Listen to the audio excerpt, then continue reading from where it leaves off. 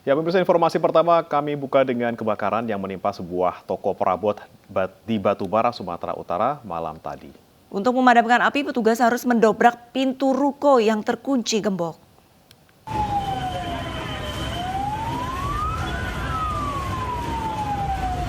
Warga dikagetkan dengan peristiwa kebakaran yang melanda toko perabot milik Asun di Jalinsum, Kelurahan Indrapura, Kecamatan Air Putih, Batubara, Sumatera Utara pada Senin malam.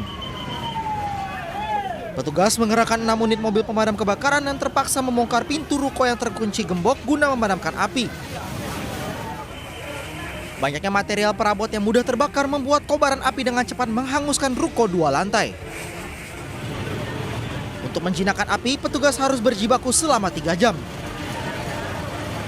Jalannya ruko keadaan kosong, tidak ada penghuninya, gembok pintu pagar dikunci.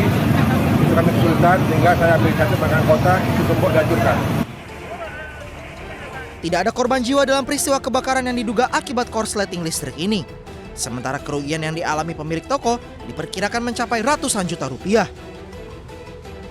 Dari Batubara, Sumatera Utara, Fadli PLK iNews melaporkan.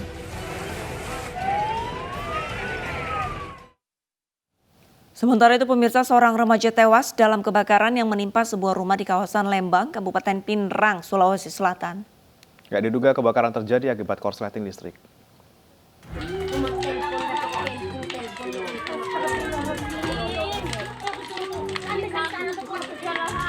Satu unit rumah semi permanen di Dusun Sipat Tokong, Desa Baseang, Kabupaten Pinrang, Sulawesi Selatan hangus terbakar.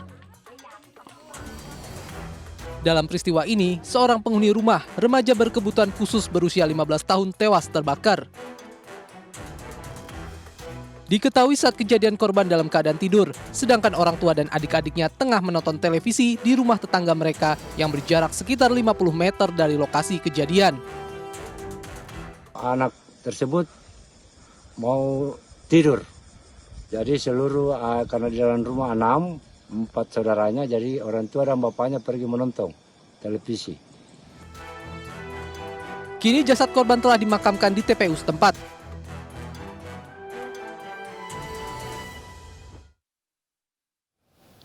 Seorang remaja 17 tahun di Tebo, Jambi nekat membakar habis rumah orang tuanya. Pelaku mengaku kesal lantaran tidak direstui dan tidak diberi uang untuk menikah.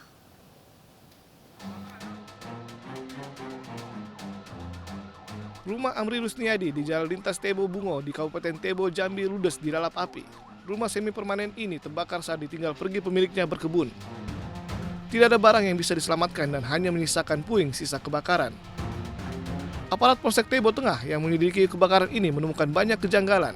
Dari hasil keterangan sejumlah saksi, terungkap jika rumah Amri Rusniadi ini sengaja dibakar.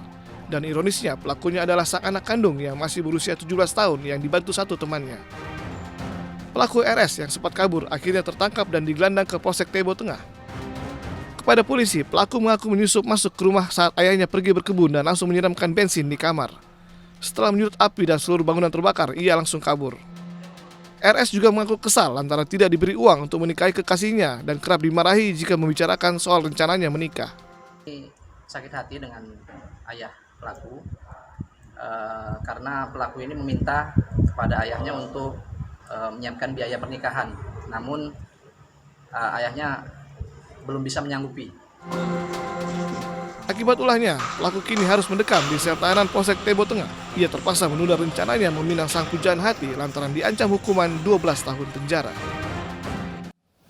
Diduga saling ejek, pemirsa, 2 kelompok remaja terlibat tawuran di kawasan Cipayung, Jakarta Timur. Para pelaku tawuran membawa senjata tajam dan petasan yang membuat warga resah dan khawatir menjadi korban salah sasaran.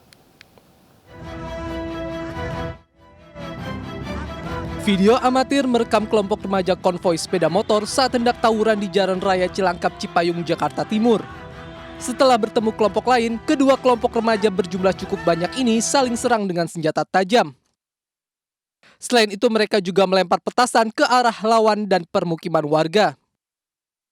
Tawuran dipicu hanya karena saling ejek. Akibat kejadian ini, warga sekitar resah dan takut menjadi korban salah sasaran. Mas, dari sana sih jalan kaki, ada yang jalan kaki, Mas.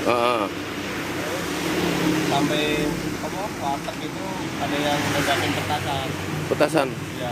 Berapa kali tuh nembak ini? Saya yang lihatnya itu cuma satu orang. Satu orang yang nembak tuh ya? Oh, ada 3 kali tembakan tuh ya? Ada. Warga berharap agar petugas kepolisian melakukan patroli rutin dan menindak tegas para pelaku tawuran agar aksi serupa tak terulang kembali. Dari Jakarta, Rio Manik, iNews melaporkan. Polisi terus memeriksa saksi terkait kasus pelecehan seksual terhadap belasan anak yang dilakukan oleh seorang ibu muda. Kali ini giliran suami dan mertua pelaku yang dimintai keterangan oleh polisi.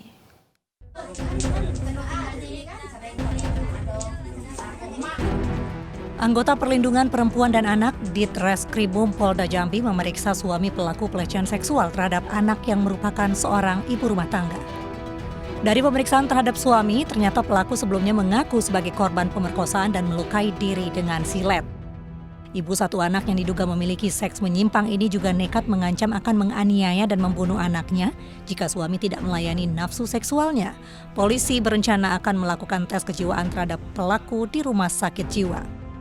Dari hasil pemeriksaan kami temukan keterangan baru tentang perilaku kepribadian dan juga mungkin nanti akan didukung dengan hasil pemeriksaan kejiwaan bahwa ada perilaku yang dianggap menyimpang. Sementara itu, Senin pagi, 6 dari belasan korban pelecehan seksual menjalani pemeriksaan psikologis dan konseling didampingi orang tua mereka. Setelah resmi ditetapkan sebagai tersangka, kini ibu muda diamankan di Rutan Polda Jambi. Dari Jambi, Adrianus Susandra, iNews melaporkan. Polisi menetapkan perawat Rumah Sakit Muhammadiyah Palembang sebagai tersangka. Penyidik menemukan unsur pidana atas peristiwa tragis yang membuat jari bayi terpotong saat melepas perban infus.